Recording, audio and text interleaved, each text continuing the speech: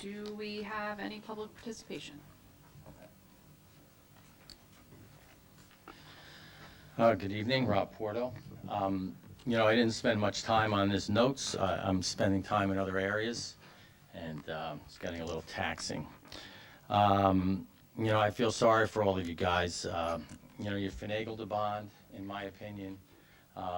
You know, with the music, you got the music people, you got the sports people, and your friends, a small group, people, everybody, a lot of people I talked to really don't know what the bond was about.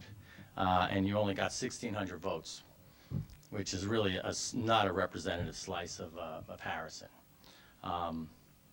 You know, you may know I'm very upset with your decision to put a turf field in the back, in the last piece of open space that we have. It's next to a brook. There's all sorts of supposed filtration, and that's, you know, it's basically finagled in there. The floodplain permit was forced by the town for you to get that. They clawed, the quotes were they clawed for you to get the floodplain disturbance permit. There's a piece of, that piece of land has been cut out of the FEMA map in the last revision, and it's lower than the rest of the field. It's the wet part of the field. The whole thing is finagled. You probably don't even know, because I believe you're pawns. There's a few people that know, maybe Joan, maybe Malfitano, and Wool, Salerno. The thing is finagled in there, in my opinion. People voted for lights. They didn't vote for turf. Turf is known by DEC and Department of Health to cause harm to aquatic life. And you people put it right next to a brook. And the pipes are going from that field into this chamber underneath. Yep, you over-designed it, but it's in a floodplain, so the thing is going to be half filled anyway to the normal brain. And pipes are going into the brook. So water obviously takes the path of least resistance. So once that chamber fills up, which in my opinion would probably be half filled already to begin all the time, it's going to push it right into the brook. Pellets, everything, all this stuff. You know, they put these, they're trying to get rid of tires. Tires are put into the ocean to try to make a reef. The fish don't go there. They're pulling these tires out. All these pellets are made of tires. There's zinc, there's all sorts of junk in there. This is 1990s thinking. Do you know those fields should be disinfected after every game? That's disinfected. Grass will pick up. It's, you know, I guess I don't even want to come tonight because I'm speaking to the wind here. I asked you earlier, and it was the last piece of beautiful space. It's a low volume area. People enjoyed it. Now you're making it a high volume area. That's why Lou said you're going to put turf for the ridge, for everybody involved, Crystal Street, high volume, just what you need, another field. That turf is, you know, look at Blind Brook. They had to replace this turf. Turf doesn't last even 10 years, they're saying. It's a misnomer. They have to replace it earlier. Yeah, disinfect it after, you know, sweat, vomit, anything that's on there. You better disinfect it often. Grass, I'm trying not to be angry. That's my biggest thing here. But it's ruining my life. I'm basically, so I spent, let me finish here. Okay, so it's known to harm aquatic life, and you guys put it next to a brook. The town had a flood project. There, you know, that stopped because of this. You know, I heard that a couple of people were depressed for a couple of weeks for this project in town officials. So again, you know, it's a nightmare for our children. Don't you see grass, you know, we emit CO2, grass, trees, everything, strips off the carbon, because that's what they're made of, and it releases O2. Grass heats up, it heats up the environment, it's got to be cooled, you can't use it over 80 degrees. It actually heats up more than blacktop in a lot of cases. And the crumb rubber is terrible next to aquatic life. It shouldn't be there. State education department basically had to approve this project. You didn't even do a secret environmental review.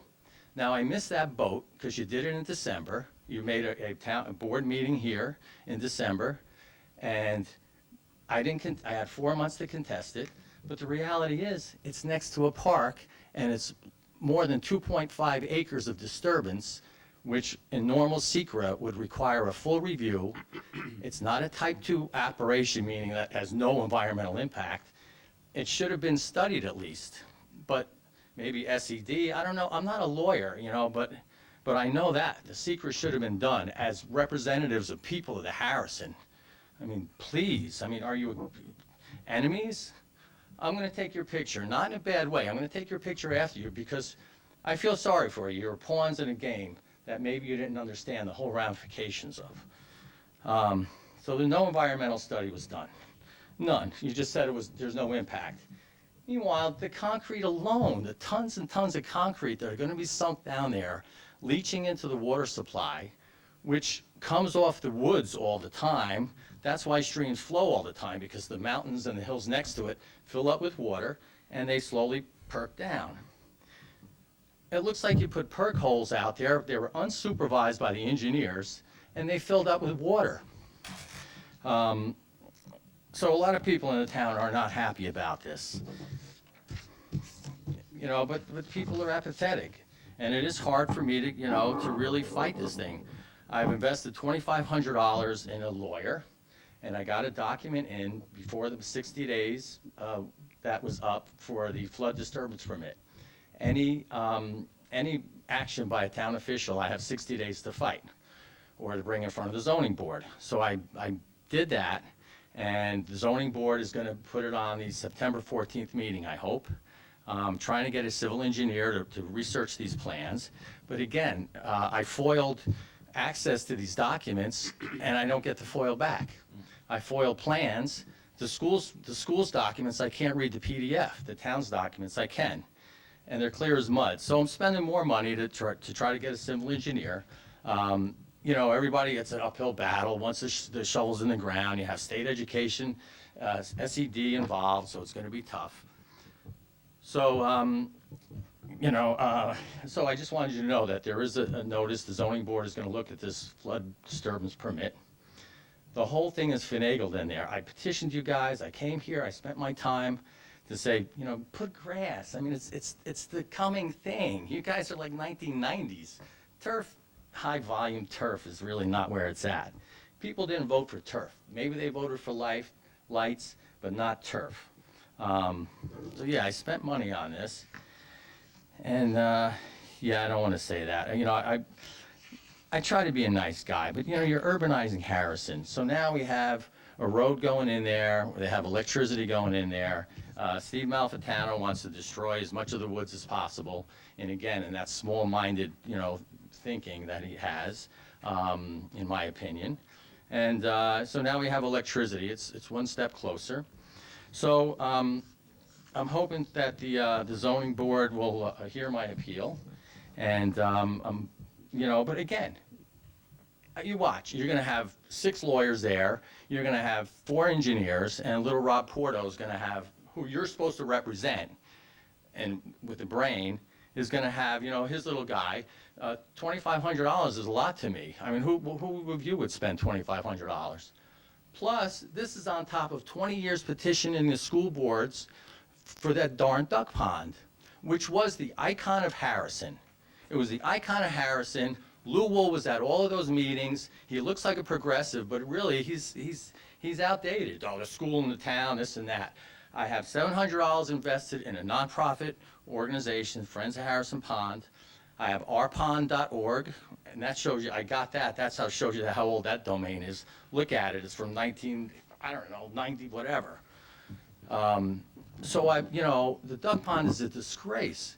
You have to understand the town, under Malfitano's administration, sold land at the headwaters of that duck pond. And I'm just taking another more minute, because I'm sorry to digress, but you're flooding downtown. You're putting pollution into the environment.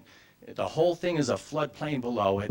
It's been finagled in. The FEMA map looks a little felonious. I think other areas on Oakland have been removed from the FEMA map. I don't know how they do that. I don't know if you're familiar with Oakland Avenue, but we know who's there.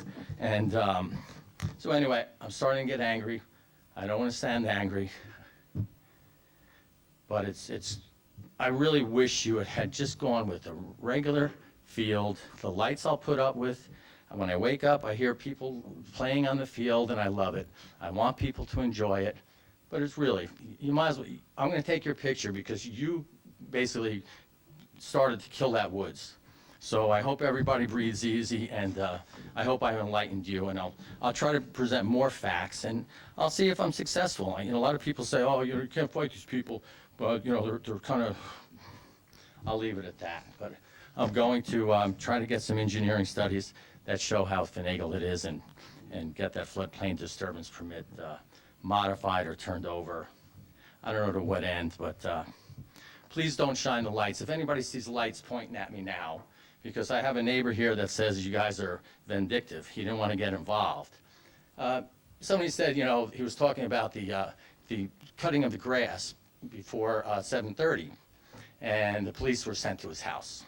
So, like, when I knocked on the door now, Lou was like, oh, well, you better not knock on the door too much. It might be construed as terrorism. And stand up to these people. Be progressive. Don't go with this, this thinking. You're representing the people.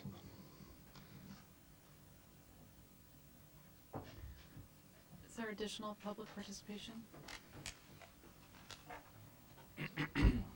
My name is Patrick Enright, and I want to thank Rob Porto. I'm not sure I agree with everything, but I can say that we need to tread very carefully on water-related issues. I'll remind you what the town got involved in with Operation Grand Slam that cost the town several $1 million in questionable land deals. So I urge you to measure several times before you cut.